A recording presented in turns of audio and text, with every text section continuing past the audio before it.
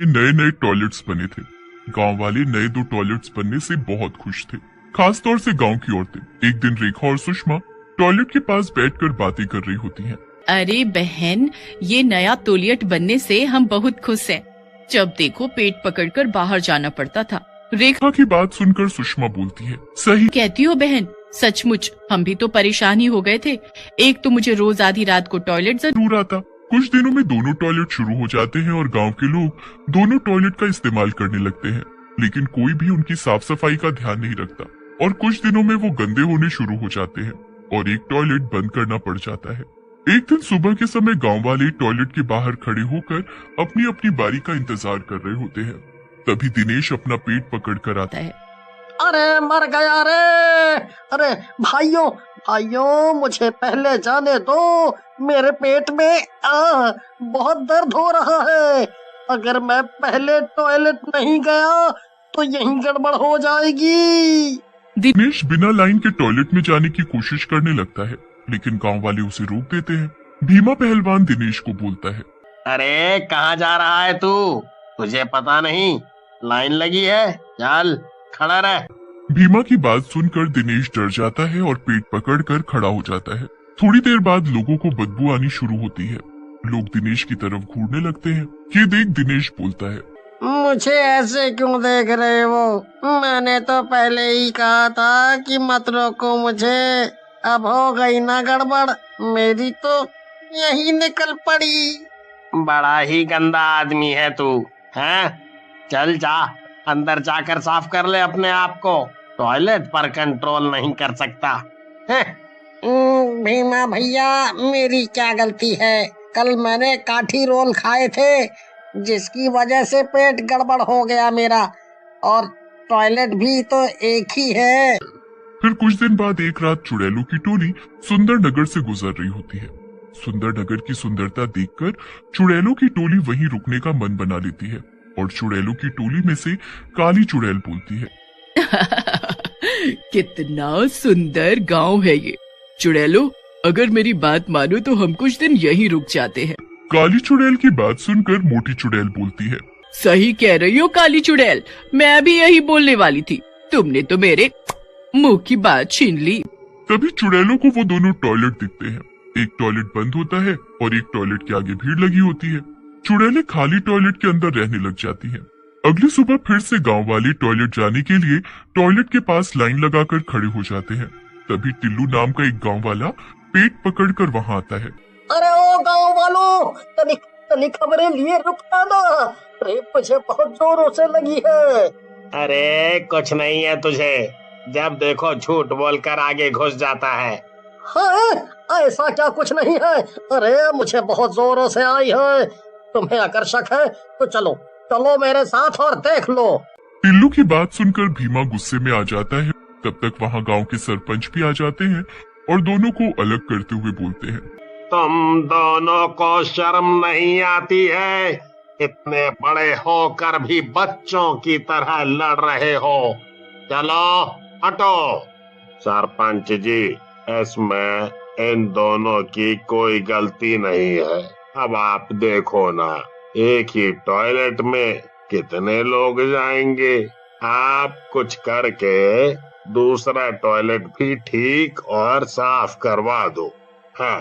Sarpanch ji toilet साफ करवाने का वादा करके वहाँ से चले जाते हैं और रात के समय मुन्ना और टोनी नाम के 2 सफाई कर्मचारियों को टॉयलेट साफ करने के लिए भेजते हैं। यार टोनी, अपनी भी क्या जिंदगी है? दुनिया सो रही है और हम यहाँ टॉयलेट साफ कर रहे हैं। कहा तो सही रहा हो भैया, लेकिन अब क्या कर सकते हैं, काम तो करना ही पड़ेगा। चलो चल कर टॉयलेट को साफ करें। ऐसा कहकर टोनी बंद टॉयलेट का दरवाजा खोलता है तो उसकी आंखें फटी की फटी रह जाती हैं। उसके सामने चुड़ैलें खड़ी होती हैं। आओ टोनी और मुन्ना, हमें तुम्हारा ही इंतजार था। आओ, कई दिनों से भूखे हैं हम। टोनी और मुन्ना धीरे धीरे पीछे हटने लगते हैं। मुन्ना और टोनी की हालत देखकर चुड़ैल हंसने लगती है और बोलती है, हमें तो बाहर आना ही था मुन्ना। कई दिनों से हम इस टॉयलेट में बैठी थी, अब हमें भूख लगने लगी है। फिर चुड़ैल चुड़ैलों की टोली मुन्ना और टोनी को मारकर उनकी लाश को खा जाती है और फिर लाश को टॉयलेट में रख देती है। अगली सुबह दूसरे टॉयलेट का दरवाजा बंद देखकर सरपंच जी बोलते हैं, ये मुन्ना और टोनी दोनों पक्के शराबी हैं। कल एक छोटा सा काम बोला, वो भी नहीं किया। लगता है किसी और को बुलाना पड़ेगा। फिर सरपंच रॉकी नाम के दूसरे सफाई कर्मचारी को लेकर आता है और बोलता है। रॉकी, आज ये टॉयलेट साफ करना है, क्योंकि जब से ये बंद हुआ है तब से गांव के लोग भीड़ की वजह से आपस में लड़े जा रहे हैं। आप चिंता ना करें सरपंच जी, मैं अभी साफ कर देता हूँ टॉयलेट्स को, ताकि गांव वाले आपस में ना लड़े। ऐसा कहकर रॉकी टॉयलेट का दरवाजा खोलने जाता है, लेकिन जैसे ही वो दरवाजा खोलता है वो डर के मारे चिल्लाने लगता है। रॉकी का चिल्लाना सुनकर सरपंच गुस्से में बोलता है, अरे पागल है क्या? क्या भूत भूत चिल्ला रहा है? कौन सा भूत है यहाँ? जब देखो नौटंकी नौटंकी नौटंकी। लेकिन जैसे ही सरपंच उन दोनों कंकालों को देखता है वो भी घबरा जाता है। तब तक रॉकी का चिल्लाना सुनकर बाकी के गांव वाले भी वहां आ जाते हैं।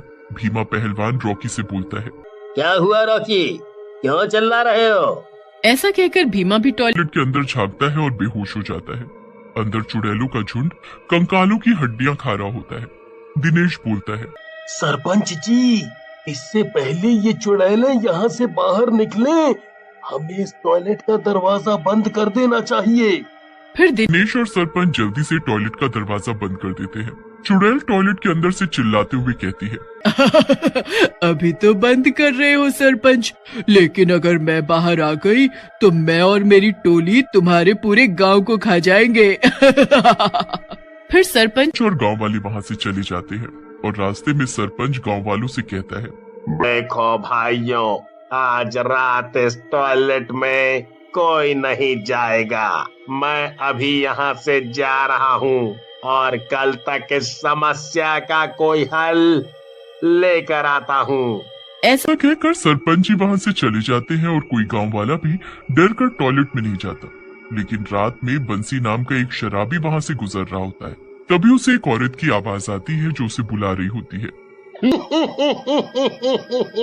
ये इतनी प्यारी और सुरीली आवाज किस औरत की है जो मुझे बुला रही है? तभी उसकी नजर टॉयलेट पर पड़ती है और वो टॉयलेट की तरफ बढ़ने लगता है। ऐसा कहकर बंसी टॉयलेट के पास जाकर टॉयलेट का दरवाजा खोल देता है। अंदर से चुड़ैल और उसकी टोली बाहर निकल जाती है। उन सबको देखकर बंसी बोलता है, अरे मर गया रे, मैंने तो सोचा था कोई हीरोइन टाइप की औरत निकलेगी, लेकिन ये क्या? ये तो चुड़ैलें निकल रही हैं टॉयलेट से। आज तो मैं गया। ऐसा कहकर बंसी वहाँ से भागने की कोशिश करता है, लेकिन चुड़ैलें उसे मारकर खा जाती हैं। और फिर काली चुड़ैल बोलती है, इस सरपंच के बच्चे ने हमें इस टॉयलेट में बंद किया था ना, पहले इसे ही मारेंगे फिर किसी और गांव वाले को। चलो सरपंच को मिलकर ढूंढे। लेकिन सरपंच के गांव में न होने की वजह से वो उन्हें नहीं मिलता। उधर अगली सुबह सरपंच भी एक बाबा के साथ गांव के अंदर आता है। चुड़ैल गांव के रास्ते पर ही बैठकर उसका इंतजार कर रही होती है। सरपंच को देखकर काली चुड़ैल बोलती है, तू आ गया सरपंच, तेरे आने का तो हम कब से इंतजार कर रहे थे। और ये कौन है जोकर तेरे साथ? हाँ? ये बचाएगा तुझे हमारी टोली से?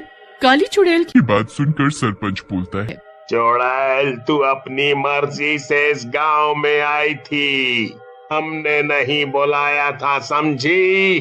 और रही बाबा की बात, ये तुझे तेरी औकात अभी बता देंगे। सरपंच की बात सुनकर चुड़ैल को गुस्सा आ जाता है और वो बाबा की तरफ बढ़ने लगती है।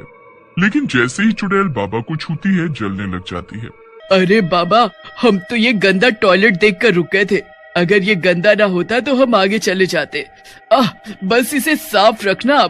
उसके बाद बाबा अपने पास से भभूत निकालकर बाकी की चुड़ैलों के ऊपर डाल देते हैं। बाकी चुड़ैलें भी वही जलकर भस्म हो जाती हैं।